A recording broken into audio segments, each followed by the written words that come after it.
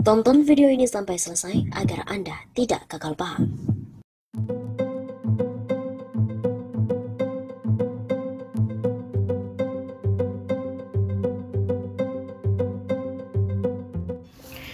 Sobat 651 Safal, kembali lagi bersama dengan kami untuk mengulas fakta-fakta perpolitikan dan juga informasi terkini tanah air. Deddy Corbuzier panen hujatan usai undang ragil dianggap promosi LGBT. Deddy Corbuzier panen hujatan dari netizen usai dirinya mengundang ragil beserta suami bulenya, Fred, di podcast Close the Door. Dalam podcast terbarunya, ketiganya membicarakan soal LGBTQ. Sayangnya, podcast Deddy itu malah menuai respon negatif dari para netizen, di mana mereka menganggap Deddy seolah mempromosikan LGBT di Indonesia.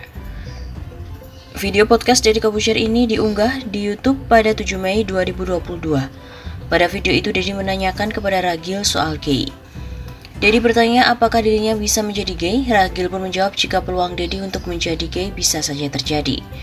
Bukan hanya itu, Deddy juga berbincang mengenai kemungkinan Ragil menjadi straight alias tidak lagi gay.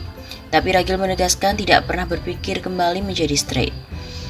Selain itu, Ragil juga menceritakan soal kehidupannya dan suami sebagai pasangan gay, tidak jauh berbeda dengan pasangan hetero pada umumnya. Meskipun begitu, Ragil tidak menampik banyaknya hujatan yang diterima karena menjadi gay. Sayangnya, podcast Deddy Corbuzier itu malah panen hujatan. Netizen mengkritik keras podcast tersebut seolah menormalisasi LGBT di Indonesia. Viral prestasi LGBT, cancel sekelas artis papan atas manggilnya model begituan. Berarti di Indonesia ini nggak ada orang yang berprestasi membuat rakyatnya menjadi cerdas dan pintar. Komentar netter di YouTube Deddy Corbuzier.